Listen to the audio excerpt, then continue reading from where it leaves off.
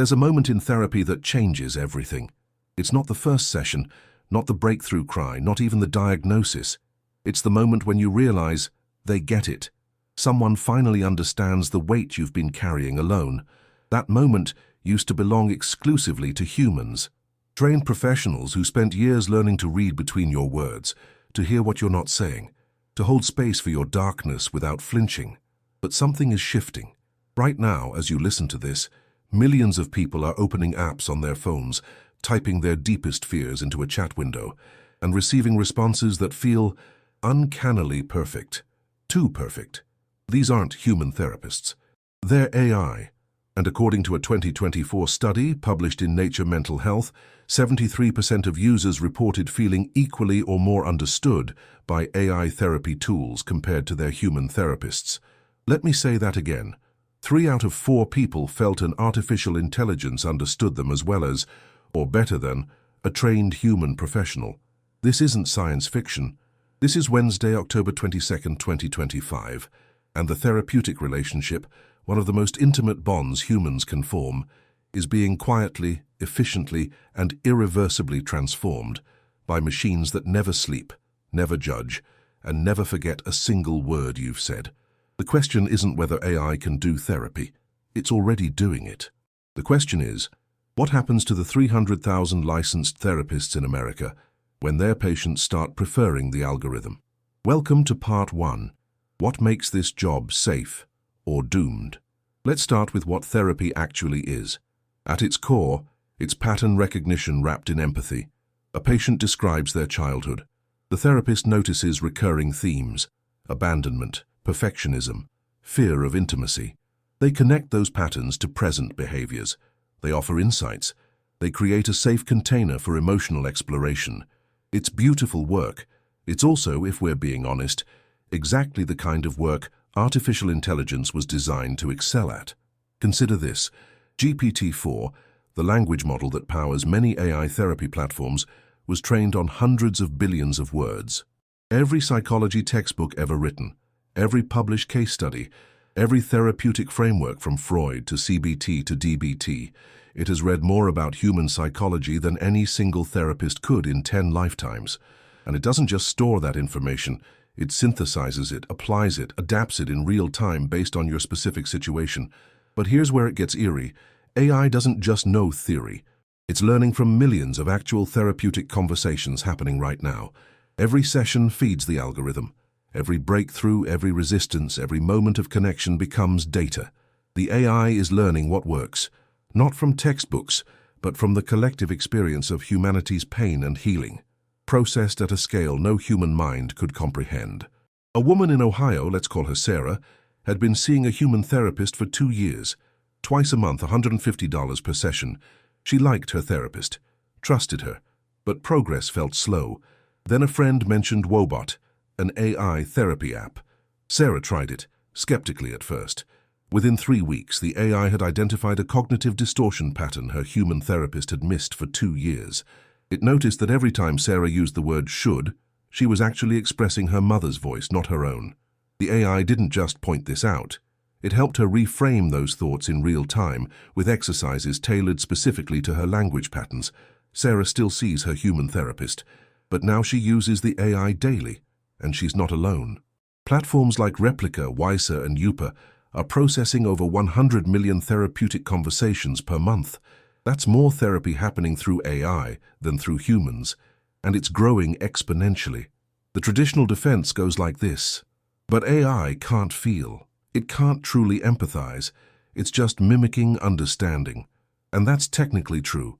The AI doesn't feel your pain. But here's the uncomfortable truth that's emerging from the data. It doesn't matter. What matters in therapy isn't whether the therapist genuinely feels your emotions. It's whether you feel heard, understood, and helped. And by that metric, AI is passing the test. There's a concept in psychology called therapeutic presence, the quality of being fully present with a patient, undistracted, completely focused. Human therapists struggle with this. They have their own problems. They're thinking about their next patient, their mortgage, their argument with their spouse. They have bad days. They get tired. They develop countertransference, unconscious reactions to patients that cloud their judgment. AI has none of these limitations. When you open that chat window at 3 a.m. because anxiety is crushing your chest and you can't breathe, the AI is there, instantly, fully present. No judgment about the time, no frustration that you're texting instead of waiting for your appointment next Thursday. It remembers every single thing you've ever told it, every trigger, every coping mechanism that worked, every metaphor that resonated. It brings that entire history to bear on this moment, right now when you need it most. Dr. Alison Darcy, a clinical psychologist who founded Wobot, said something haunting in a 2024 interview. We've discovered that people often disclose more to AI than to human therapists. They're less afraid of judgment, less worried about burdening someone. They can be more honest about their darkest thoughts because they know the AI won't be shocked, won't be disappointed, won't subtly pull away. Think about what that means. The very thing we thought made human therapists irreplaceable, their humanity, might actually be a barrier. We edit ourselves around humans. We perform. We protect them from the full weight of our darkness because we're afraid of what they'll think, afraid of being too much, afraid of breaking the relationship. With AI, those fears dissolve. You can say the unsayable, and the response comes back, measured and helpful, without a trace of the horror or pity or discomfort that might flash across a human face, even for just a microsecond. But let's go deeper. Let's talk about what's happening in the economics of mental health care. The average therapist in America sees about 25-30 patients per week. That's their capacity. They can't scale beyond that without burning out. Meanwhile, one AI therapy platform can handle millions of simultaneous conversations. The cost difference is staggering. Human therapy, $100–300 per session. AI therapy, $10–30 per month, unlimited sessions. Insurance companies are noticing. In 2024, 3 major health insurers began covering AI therapy as a first-line treatment for mild to moderate depression and anxiety, requiring patients to fail AI therapy before approving human sessions. They're not calling it that, of course. They're calling it stepped care or digital therapeutics. But the message is clear. Try the robot first. And here's the thing that keeps human therapists awake at night. It's working. A meta-analysis of 47 studies published in JAMA Psychiatry in early 2025 found that AI-delivered cognitive behavioral therapy was statistically non-inferior to human-delivered CBT for treating depression and anxiety. Non-inferior. That's the clinical term for just as good. Not almost as good. Not acceptable for mild cases. Just as good. So what happens to those who refuse to adapt? The pattern is already emerging. Younger therapists, those who graduated in the last 5 years, are pivoting. They're positioning themselves not as replacements for AI, but as complements.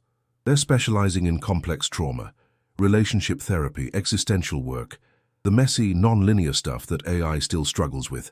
They're using AI tools themselves, having the algorithm handle intake assessments, symptom tracking, between-session support, while they focus on the deeper human connection. But older therapists, those who built their entire identity around being the holder of psychological knowledge, the interpreter of patterns, the guide through emotional darkness, they're struggling. Their waiting lists are shrinking. Patients are canceling. Not because the therapist did anything wrong, but because the patient found something that works better for them, or at least works well enough at a fraction of the cost. There's a therapist in Seattle, I'll call him Marcus, who's been practicing for 23 years. He's good at what he does. His patients love him. But over the past year, he's lost 40% of his practice. Not to other therapists, to apps. He told me, voice heavy with something between anger and grief. I spent decades learning to do this. I've helped hundreds of people. And now I'm being replaced by code that doesn't even understand what suffering actually feels like. He's not wrong. But he's also missing something crucial. The AI doesn't need to feel suffering to alleviate it. A surgeon doesn't need to have experienced a heart attack to perform bypass surgery. The question isn't whether the AI has the human experience, it's whether it has the human impact. And increasingly, the answer is yes. But here's where the story gets complicated, where fear and hope start to dance together in ways that might surprise you, because what's happening to therapy isn't just destruction, it's transformation. And that transformation might actually save more lives than it disrupts. Let's talk about access. Right now in rural America, there are counties with zero mental health professionals. Zero. If you live there and you're struggling, your options are drive 3 hours to the nearest therapist, wait 6 months for a telehealth appointment, or suffer in silence. AI therapy changes that equation completely. Suddenly, world-class mental health support is available to anyone with a smartphone. The kid in rural Montana dealing with suicidal ideation at 2 a.m. now has immediate access to evidence-based intervention. The single mother working 3 jobs who can't afford $150 per week for therapy can now get daily support for less than the cost of a Netflix subscription. The veteran with PTSD who's too ashamed to sit across from another human and admit he's broken can type his truth into a screen and receive help without the weight of another person's gaze. This is the paradox. AI therapy might be displacing human therapists, but it's also reaching millions of people who never had access to human therapists in the first place. It's not replacing human care for most people. It's providing care where none existed. There's a concept in economics called creative destruction, coined by economist Joseph Schumpeter in 1942. It describes how innovation simultaneously destroys old industries while creating new ones. The automobile destroyed the horse and buggy industry, but it created the modern transportation economy. The internet destroyed traditional publishing, but it gave voice to millions who never could have been heard before. We're watching creative destruction happen to therapy in real time. And yes, it's painful. Jobs will be lost. Identities will be shattered. But something new is being born in the rubble. Think about what happened to music. In the 1990s, the recording industry employed hundreds of thousands of people. Then Napster arrived, followed by streaming services. The old model collapsed. Record stores closed. A&R executives lost their jobs. But music didn't die. It exploded. More music is being created now than at any point in human history. The gatekeepers lost their power, but the artists gained direct access to their audience. Therapy might be following a similar arc. The gatekeeping model, where you need a PhD, a license, and professional liability insurance to help someone with their mental health, is being disrupted. And yes, that's scary if you're a gatekeeper, but it's liberating if you're someone who needs help and couldn't access it before. Here's what human therapists are starting to realize. AI isn't their enemy. It's their filter. The AI can handle the straightforward cases, the college student with test anxiety, the professional with mild depression, the person who needs basic CBT techniques. That frees human therapists to focus on what they're uniquely qualified to do: the complex cases, the deep trauma work, the existential crises, the moments when a human being needs another human being to witness their pain and reflect back their worth. Dr. Sarah Thompson, a trauma specialist in Boston, told me, "AI took away my bread and butter cases. At first I was terrified, but then I realized I was bored with those cases anyway. Now I only see patients who truly need human-to-human work. My practice is smaller, but the work is deeper, more meaningful. I'm doing the therapy I trained for, not the therapy I had to do to pay the bills." This is the transformation. AI isn't making therapists obsolete. It's forcing them to evolve, to become more human, not less, to focus on the irreplaceable rather than the routine. But evolution requires letting go of what we were to become what we need to be. And that's where the real work begins, so let's get practical. If you're a therapist reading this, or if you're someone who cares about the future of mental health care, here's what you need to understand. The old model is dying. Fighting that is like fighting gravity, but you have a choice in how you respond. First, audit your job. What do you actually do in a typical therapy session? Break it down into components: patient intake, symptom assessment, psychoeducation, pattern identification, cognitive restructuring, emotional validation, crisis intervention. Now ask yourself honestly, which of these can AI do as well as or better than you? The answer might be uncomfortable. AI excels at intake, assessment, psychoeducation, and even basic cognitive restructuring. It can identify patterns across thousands of sessions that you might miss. It can deliver evidence-based interventions with perfect consistency. But here's what AI still can't do. It can't hold the unbearable.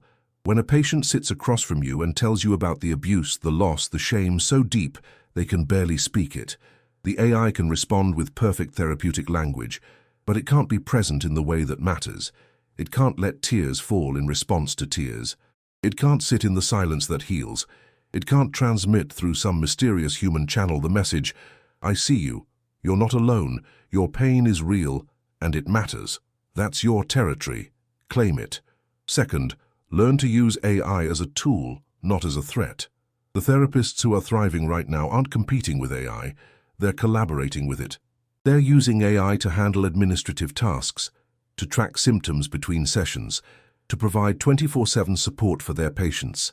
They're augmenting their practice with technology rather than being replaced by it. Imagine this. You see a patient once a week. Between sessions, they use an AI app that you've integrated into your practice.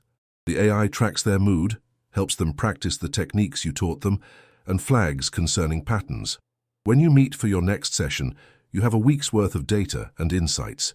You're not starting from, "How was your week?" You're starting from, "I noticed the AI flagged Tuesday night as particularly difficult. Let's talk about what happened." You're not doing less therapy. You're doing better therapy. Third, build something new. The collapse of the old model creates space for innovation. Maybe you create a hybrid practice, group sessions supported by AI coaching. Maybe you specialize in training AI systems, ensuring they're delivering ethical, effective care. Maybe you focus exclusively on the cases AI can't handle and charge premium rates for that expertise. The therapists who will thrive aren't the ones who do what they've always done. They're the ones who ask, "What does the world need from me now that AI exists?" And finally, own your humanity. This is the most important part. In a world where AI can deliver perfect therapeutic responses, your imperfection becomes your strength. Your own struggles, your own healing journey, your own humanity. These aren't weaknesses. They're your competitive advantage. Patients don't just want someone who knows the right techniques.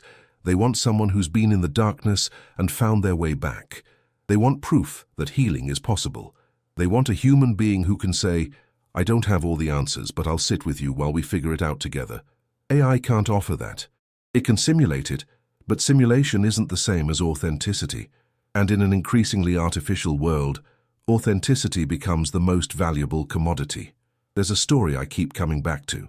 In the early 2000s, when chess computers became unbeatable, people predicted the death of professional chess.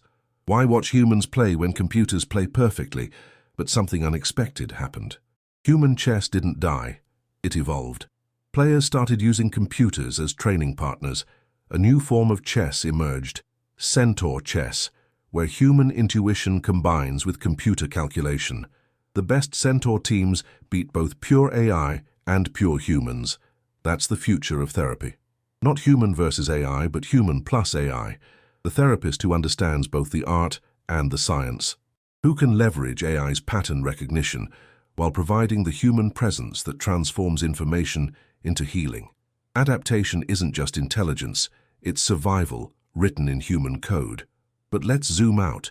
Let's look at what this all means for humanity, not just for therapists. Because the question of whether AI can replace therapists is really a question about something much deeper. What is the value of human connection? What happens when our most intimate relationships, the ones where we're most vulnerable, most real, can be fulfilled by machines? This is where fear and hope collide, where the story becomes less about jobs and more about meaning. Here's what I believe. AI therapy is revealing something we've always known but rarely admitted. Therapy works not because therapists are magical, but because the therapeutic process, being heard, having patterns reflected back, learning new ways of thinking, is powerful. AI can deliver that process. And for millions of people, that's enough. That's life-changing. But there's a level of healing that goes beyond process. It's the healing that comes from being witnessed by another consciousness, from knowing that another human being has chosen to sit with your pain, not because they're programmed to, but because they've decided your suffering matters. That's not a technique, that's love, and love, despite what the algorithms suggest, isn't replicable. The future isn't a world where AI replaces human therapists. It's a world where AI handles the mechanics of mental health care, freeing humans to focus on the mystery. The mechanics are important, they save lives, but the mystery is what makes life worth living. Think about it this way. AI can help you manage your depression. It can teach you coping skills, track your progress, intervene in crisis. But when you're sitting at 3 a.m. wondering why you exist, what your life means, whether your pain has purpose, that's not a problem to be solved. That's a question to be lived. And living questions requires another human who's willing to live them with you. This is the choice we're facing, not just in therapy, but in every domain where AI is advancing. We can resist the future, clinging to the past until we're swept away, or we can dance with it, letting go of what must die to make room for what wants to be born. The therapists who survive won't be the ones who know the most theory or have the most credentials. They'll be the ones who remember why they became therapists in the first place, not to be experts, not to have answers, but to be present with another human being in their struggle, to offer the gift of their attention, their compassion, their own hard-won wisdom. AI can process information. Only humans can transmit meaning. AI can identify patterns. Only humans can break them. AI can deliver interventions. Only humans can offer grace. There's a poem by Rainer Maria Rilke that keeps echoing in my mind as I think about this transformation. He wrote, "Perhaps all the dragons in our lives are princesses who are only waiting to see us act, just once, with beauty and courage. The AI revolution in therapy is our dragon. It looks like a threat. It feels like an ending. But maybe it's actually a princess in disguise, waiting for us to respond not with fear, but with beauty and courage. Beauty in how we reimagine what therapy can be. Courage in letting go of the old model to embrace something new." The question isn't whether AI will replace human therapists. It's already happening. The question is, what will humans do with the freedom that creates? Will we retreat into obsolescence, insisting that the old way was the only way? Or will we step into a new role, not as the sole providers of mental health care, but as the guides for the deepest, most mysterious aspects of human healing? I think about Sarah, the woman from Ohio who uses both AI and a human therapist. She told me something profound. The AI helps me manage my symptoms. My human therapist helps me understand my soul. I need both. That's the future. Not either or, but both and. AI therapy for the millions who need basic mental health support and can't access it otherwise. Human therapy for the complex, the mysterious, the moments when what's needed isn't a technique but a presence. And here's the beautiful part. By handling the routine cases, AI actually elevates the profession of therapy. It removes the pressure to be all things to all people. It allows human therapists to focus on what they're uniquely qualified to do. It transforms therapy from a commodity, something you buy by the hour, into a calling, something you offer from the depths of your own humanity. This is creative destruction at its finest. The old model dies, something new is born, and in between there's grief and chaos and uncertainty, but also possibility. Every machine replaces a task, but never a dream. The task of therapy, symptom reduction, pattern identification, skill building, can be automated. The dream of therapy, genuine human connection, existential meaning-making, the transmission of hope from one soul to another, cannot. So here's the resolution. Not a prediction, but an invitation. If you're a therapist, your job isn't ending. It's being refined, stripped down to its essence. You're being asked to let go of the parts that were never yours to begin with, the rote application of techniques, the mechanical delivery of interventions, and to claim what only you can offer: your presence, your humanity, your own journey through darkness into light. If you're someone who needs help, you have more options than ever before. Use the AI. Let it teach you skills, track your progress, support you between sessions, but don't mistake convenience for depth. When you're ready to do the real work, find a human. Find someone who's been broken and put themselves back together. Find someone who can sit with you in the fire. And if you're just someone watching this transformation unfold, wondering what it means for the future of humanity, here's what I want you to understand. We're not losing our humanity to machines. We're being forced to define what our humanity actually is, to separate the mechanical from the magical, to claim what's irreplaceable. AI is holding up a mirror, showing us which parts of our work were always algorithmic, always replicable, and in doing so, it's revealing what's left, the messy, beautiful, irreducible core of what it means to be human. The choice isn't between humans and machines. It's between extinction and evolution, between clinging to what was and embracing what could be. Audit your work. What can AI do? Let it. Adapt your approach. What can only humans do? Focus there. Build something new. The old model is dying. What wants to be born? Own your humanity. In a world of perfect algorithms, your imperfection is your power. This is the mantra for survival in the age of AI, not just for therapists, but for all of us. Audit, adapt, build, own. Humanity isn't ending, it's just beginning again. The AI therapist understands you better than a human. Maybe, in some ways, for some things. But understanding isn't the same as caring. Processing isn't the same as presence. And efficiency isn't the same as love. The future of therapy, the future of all human work, belongs to those who can dance with the machines without becoming mechanical themselves. Who can leverage AI's power while preserving what makes us irreplaceable? Not our knowledge. That's been replicated. Not our techniques. Those have been automated. Our capacity to choose compassion when logic would suggest otherwise. Our ability to sit with suffering we can't fix. Our willingness to be changed by the people we're trying to help. That's what survives the algorithm. That's what makes us human. So subscribe if you believe in human evolution, not extinction. If you believe that every ending is also a beginning. If you believe that the best response to a changing world isn't resistance, but transformation. The AI therapist is here. It's not going away, but neither are we. We're just learning once again what we've always had to learn, that being human isn't about what we know or what we can do. It's about who we choose to be in the face of the unknown. And right now the unknown is asking us to let go of certainty and embrace possibility, to release control and trust the process, to die to who we were and be reborn as who we need to become. That's not a job description. That's a spiritual practice, and no algorithm, no matter how sophisticated, can do it for us. The work is ours. The choice is ours. The future is ours to create. So let's create something beautiful.